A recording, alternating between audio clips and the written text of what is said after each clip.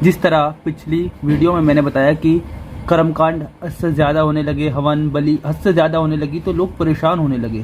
क्योंकि अगर बलि भी देनी है तो 1 दिन दे दे साल में, 2 दिन दे दे, 3 दिन दे दे, लगातार बलियाँ देने लगी, हद से ज़्यादा कर्मकांड होने लगे। तो उससे एक समूह जो था व्यक्तिगत, वो प्रभाव में आने लगा, हद से और ब्राह्मणों की आमदनी बढ़ती चली गई। अब आप सोचोगे, अगर पूरी साल में एक बार पूजा करानी है तो ब्राह्मण को एक बार पैसे देने होंगे, और जब डेली पूजा होने लगे तो ब्राह्मणों का कितना हद से ज़्यादा पैसा कमाना चालू हो गया होगा, आप सोचो खुद। तो फिर इन्हीं के बीच उभरते हैं जैन धर्म और बुद्ध धर्म। लोग इसमें क्यों जुड़ते गए जैन धर्म और बुद्ध धर्म में? क्योंकि यहाँ पर हवन कुंड वगैरह करना मना था, पशु बलि मना था, इसलिए लोग इसमें जाने लगे। इसी के चलते हम सबसे पहले देखते हैं कि जैन धर्म के कुछ सिद्धांत थे। अब हम उन सिद्धांतों को देखते हैं सबसे पहले, फिर उसके बाद में जो तीर्थकर वगैरह आए इन सबको देखेंगे। जैन धर्म का सबसे पहला सिद्धांत क्या था, चलो मैं ये बाद में बताता हूँ। पहले आप पंचव्रत देखो कि पंचव्रत क्या था। पंचव्रत में क्या क्या था? अहिंसा यानी कि हिंसा ना करना, सत्य यानी कि सत्य बोलना, चोरी ना करना, ब्रह्मचर्य यानी कि शादी ना करना। ओके, कौन कौन से थे? अहिंसा यानी हिंसा ना करना, सत्य यानी सच बोलना, चोरी ना करना, और ब्रह्मचर्य जीवन जीना मतलब शादी ना करना, और धन का संग्रह ना करना मतलब धन को इकट्ठा ना करना। अब सिद्धांत को देखते हैं। पहला सिद्धांत क्या है? अनिश्वरवादी, मतलब ईश्वर को नहीं मानता। जैन धर्म में ईश्वर को नहीं माना जाता। दूसरा, अनुशासित और अहिंसक जीवन को अपनाना, मतलब एक रूल्स के मुताबिक अनुशासन हित रहकर और बिना अहिंसा के, मतलब हिंसा ना करना, हिंसा ना कर कर जीवन को अपनाना। ओके, मतलब हिंसा से दूर रहना। ये 6वीं शताब्दी ईसा पूर्व प्रमुखता से आया जब महावीर ने इसका प्रचार किया। ये 6वीं शताब्दी ईसा पूर्व कब प्रमुखता से आया? जब महावीर स्वामी ने इसका प्रचार किया था।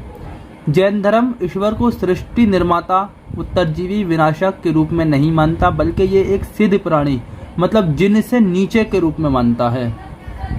यह आत्मा के स्थानांतरण में विश्वास रखता है, मतलब ये पुनर्जन्म में विश्वास रखता है। इसने वर्ण व्यवस्था की निंदा की नहीं, लेकिन अनुष्ठिक वैदिक धर्म की बुराइयों को कम करने का प्रयास किया। इसने जो है वर्ण व्यवस्था की निंदा नहीं की, इसने वर्ण व्यवस्था जो चली आ रही थी इसकी निंदा नहीं की, लेकिन अनुष्ठानिक जो वैदिक धर्म की बुराइयों थी उनको कम करने का इसने प्रयास किया। ओके,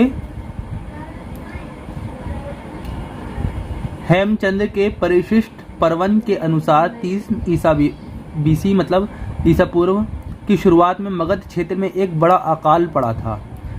इसमें भद्रबाहु चंद्रगुप्त मौर्य के साथ अपने समूह को लेकर श्रवण बेलगोला जो कि कर्नाटक है वहां पर चले गए, और वहीं पर चंद्रगुप्त मौर्य ने संलेखना विधि से अपने प्राण त्याग दिए। अभी आपके समझ में ये भद्रबाहु नहीं आया होगा। जब जैन धर्म का विभाजन होगा तो 2 लोग आएंगे, भद्रबाहु और स्थिरबाहु।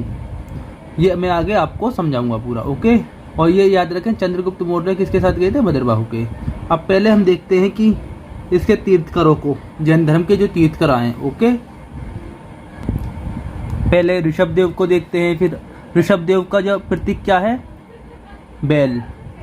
दूसरे अजितनाथ का हाथी, संभवनाथ का घोड़ा, अभिनंदन का बंदर, सुमतिनाथ का हंस, पद्म प्रभा का कमल, पार्श्वनाथ का स्वास्तिक, चंद्र प्रभा का चांद, और पुष्पंत जी का मगरमच्छ, शीतलनाथ का कल्पवृक्ष, श्रेयसनाथ का गेंडा। ओके, वासुपूज्य की भैंस, विमलनाथ का सुअर, अजीतनाथ का भालू। सॉरी, वो ये अजीतनाथ नहीं है, अनाथनाथ है।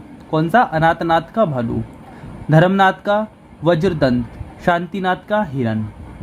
ओके, कुंभुनाथ का बकरा, अरनाथ की मछली, मल्लीनाथ का जलपात्र, मुनि सुव्रत का कछुआ, नेमिनाथ का नीला कमल, नेमिनाथ का शंख, पार्श्वनाथ का सर्प, महावीर का शेर। और महावीर जो थे ना ये सबसे लास्ट के थे। ओके, और ये जो है ये मैंने याद करने के लिए बनाया है, इस पर इतना ध्यान ना दें। अगर आपको थ्योरी वाइज पढ़ना है। और लेकिन अगर आपको याद करना है अच्छे से तो इस तरीके से ट्रिक से याद कर सकते हैं। ऋषभ बेल, ऋषभ बेल, ऋषभ बेल, 3-3 बार सबका रिवीजन मारें। अजीत हाथी, अजीत हाथी, जहाँ अजीत आएगा वहाँ हाथी आपको याद आ जाएगा, या जहाँ पे हाथी आएगा वहाँ अजीत याद आ जाएगा।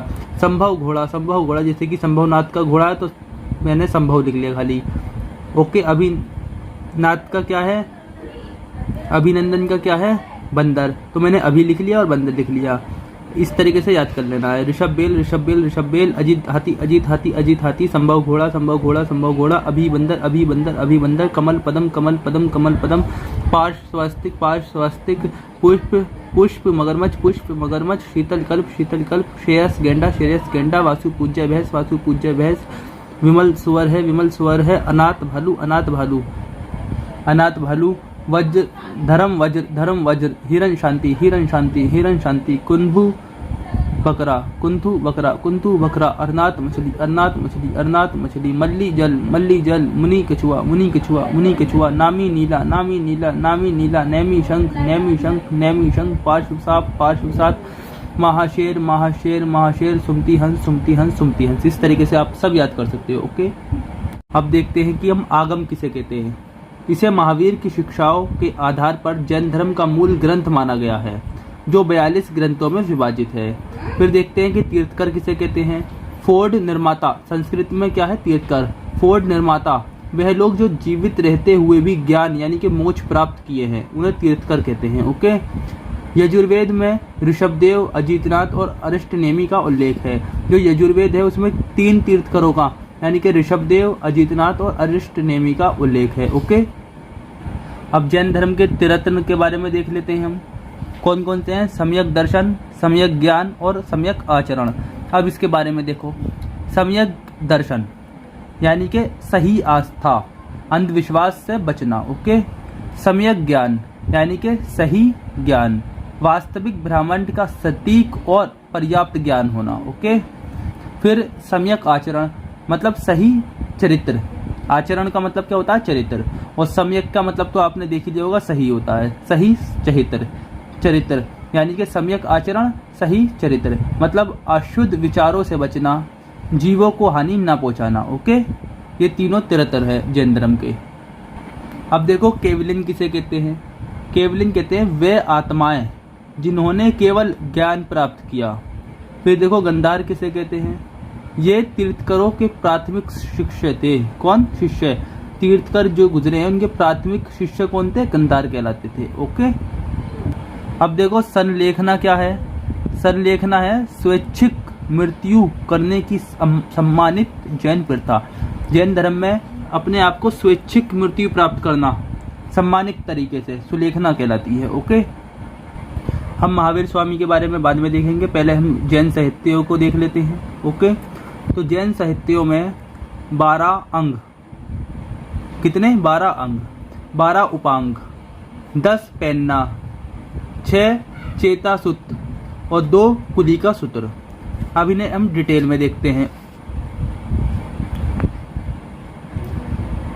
ये 12 अंग जो है ये महावीर के सैद्धांतिक उपदेशों का पर आधारित थे। किस पर, ये 12 अंग जो है ये महावीर स्वामी के जो सैद्धांतिक उपदेश थे ना उन पर आधारित है। अब देखते हैं 12 उपांग। इसमें क्या है कि 12 अंगों की आगे की जो व्याख्या प्रदान हुई है वो 12 उपांग में है। 12 उपांग क्या है, 12 अंग की जो आगे की व्याख्या है। ओके, 10 पैन्ना ये जो है विविध विषयों पर है। 6 चेतासूत्र ये जैन भिक्षु जो गुजरे हैं उनके आचरण और व्यवहार पर आधारित है। और 2 कुलिका सूत्र ये ग्रंथ अंगों के अर्थ को और बढ़ावा देते हैं। ये जो ग्रंथ हैं अंगों को, जो 12 अंग हैं इनके अर्थ को और बढ़ावा देते हैं। ओके, इसके बाद देखते हैं हम गैर साहित्यिक। गैर साहित्यिक में क्या है कि 4 मूलासुत भिक्षु, भारतेश्वर बाहुबली, शिल्पाधिकरण, शिवगा सितमणि, कविराज मार्ग, धवाला, यास्तवलक, क्या यास्तिलक, और ये क्या है, तवार्थ सूत्र। ओके, अब देखो डिटेल में। ये जो 4 मूलासुत भिक्षु है ये जीवन के पहले चरणों के लिए आधार है। और भारतेश्वर बाहुबली में क्या है, शादी भद्र सूरी का गुजराती है, इनने लिखी है। ओके। शिल्पाधिकरण में क्या है, शिल्पाधिकरण में इलंगो और अडिगल की है, ये तमिल है। और शिव का सिंतमणि क्या है, ये तिरुतक्केवर की है, तमिल की है। और कवि राजमार्ग किसने लिखी है, अमोघ वर्ष ने लिखी है, ये कन्नड़ है। और तत्वार्थ सूत्र ये सरस्वती ने लिखी है, ये संस्कृत में है। यास्तिलक ये सोमदेव ने लिखी है, ये भी संस्कृत में है। धवाला ये वीरासेना ने लिखी है, ये प्राकृतिक में है धवाला। ओके। अब हम देखेंगे कि जैन धर्म के जो संरक्षक हैं, जैन धर्म के संरक्षकों को देख लेते हैं हम। बिंबिसार, अजातशत्रु, चंद्रगुप्त मौर्य, बिंदुसार, हर्षवर्धन और खारवेल। और दक्षिण भारत के कादम्ब वंश, गंग वंश, अमोघ वंश, कुमारपाल, ये चालुक्य वंश का था। तो हमने क्या ट्रिक बना रखी है, कादम्ब, गंग, अमो, कुमार, कादम्ब, गंग, अमो, कुमार, कादम्ब, गंग, अमो, कुमार। क्वेश्चन पूछता है कि किस राजवंश ने जैन धर्म का संरक्षण किया, तो इन पांचों में से एक राजवंश का नाम ऑप्शन में होगा, आपको वहाँ टिक कर देना है। तो हमने क्या टिक बना रखी है इसकी, कादम्ब, गंग, अमो, कुमार, कादम्ब, गंग, अमो, कुमार, कादम्ब, गंग, अमो, कुमार, मतलब कादम्ब वंश, गंग वंश, अमोघ वंश और कुमारपाल। ओके। तो हमारी ट्रिक क्या है, जैसे हमने कादम्ब, गंग, अमो, कुमार ये बनाई वंशों की, राजाओं की भी तो होनी चाहिए फिर, जो याद रहे। बिंबिसार, अजातशत्रु, चंद्रगुप्त मौर्य, बिंदुसार, हर्षवर्धन, खारवेल। तो हमने ट्रिक बनाई, मैंने अभी आपके सामने ही बनाई है। बिंब आजा चंद्रबिंदु हरा खार, बिंब आजा चंद्रबिंदु हरा खार, बिंब आजा चंद्रबिंदु हरा खार, बिंब आजा चंद्रबिंदु हरा खार। ओके। ये जैन धर्म के संरक्षकों की हो गई। अब हम देखेंगे कि महावीर के बारे में, फिर उसके बाद में समानताएं देखेंगे जैन धर्म और बुद्ध धर्म की, और उसके बाद में अंतर देखेंगे दोनों में। ओके। महावीर का जन्म 540 ईसा पूर्व वैशाली कुंडग्राम में हुआ था। इनके पिता, इनका जो नाम था, पिता का नाम वो सिद्धार्थ था, और ये जो थे ज्ञात्रिक वंश के थे। इनकी माता का नाम त्रिशूला था, ये लिच्छवी नरेश चेटक की बहन थी। इनकी पत्नी का नाम यशोदा था, इनकी पुत्री का नाम प्रियदर्शनी था, और इनके जो गुरु थे वो आलार कराम और दुर्धर कराम थे। 42 वर्ष की आयु में इन्हें ऋजुपालिका नदी के तट पर साल के वृक्ष के नीचे ज्ञान की प्राप्ति हुई थी। उन्होंने प्रथम उपदेश जो था वो पावा में दिया था। इनका जो प्रतीक है वो शेर है। इनकी मृत्यु के बारे में देखते हैं। 72 वर्ष की आयु में राजगृह के पास पावा में इनकी मृत्यु हुई थी। अवधि मतलब ये महावीर थे कब, ये बुद्ध के समकालीन थे। ओके। अब देखते हैं कि जो जैन धर्म में संगतियां हुई, मतलब जैन संगति हुई, उन्हें देखते हैं। इसमें 2 संगतियां हुई हैं। पहली 300 ईसा पूर्व 300 BC में स्थूलभद्र ने इसका जो अध्यक्षता की थी वो की, ये पाटलिपुत्र में हुई थी, और इस पहली में ही 12 अंगों का संकलन हुआ। सेकंड हुई 512 ईसा पूर्व, देवधी माशरन ने इसकी अध्यक्षता की, और वल्लभी में ये हुई थी। इसमें 12 अंग 12 उपांग का अंतिम संकलन किया गया। तो हमारी ट्रिक क्या थी, पहले जैनी स्थूल ने पटाई, फिर गुजरात, फिर देवा ने गुजरात की वल्लभी। ये हमारी ट्रिक थी। ट्रिक गलत है लेकिन याद करने का तरीका सही है। इसके बाद हम देखेंगे कि जैन धर्म के सिद्धांत। जैन धर्म के सिद्धांत में हम देखते हैं कि स्यादवाद और नववाद। स्यादवाद का मतलब ज्ञान की सापेक्षता, और नववाद है ही। अब इन दोनों में डिफरेंस देखेंगे। स्यादवाद का अर्थ है विभिन्न संभावनाओं की जांच करने की विधि। ओके। और नववाद में क्या है कि आंशिक दृष्टिकोण का सिद्धांत, ये विभिन्न दृष्टिकोणों से वास्तविकता का वर्णन करने की प्रणाली को दर्शाता है। वास्तविकता, अब स्यादवाद में देखते हैं कि वास्तविकता के सभी अनंत पहलू सापेक्ष, इसलिए सही निर्णय सापेक्ष सशर्त हुए सीमित है। और स्यादवाद ही कहता है कि यह कहना गलत है कि कोई भी चीज़ सत्य है या फिर असत्य है। और नववाद में क्या है कि नए को मतलब आंशिक रूप से सत्य कथनों के रूप में समझा जा सकता है, लेकिन वे पूर्ण वेदता का दावा नहीं कर सकते। तो इन दोनों में जो डिफरेंस निकल के आया, अभी आपके समझ में नहीं आया होगा, ये स्यादवाद और नववाद।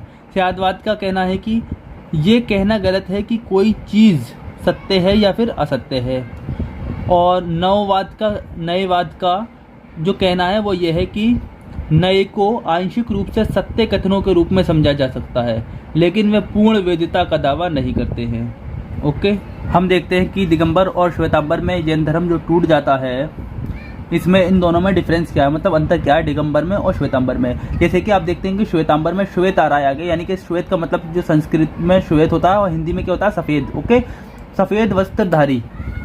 श्वेतांबर का मतलब होता है सफ़ेद वस्त्रधारी। और दिगंबर का क्या मतलब होता है, दिगंबर का मतलब होता है जिनकी अंबर दिशाएं हों। और दिगंबर का जो नेतृत्व किया वो भद्रबाहु ने किया, जबकि श्वेतांबर का स्थूलभद्र ने किया।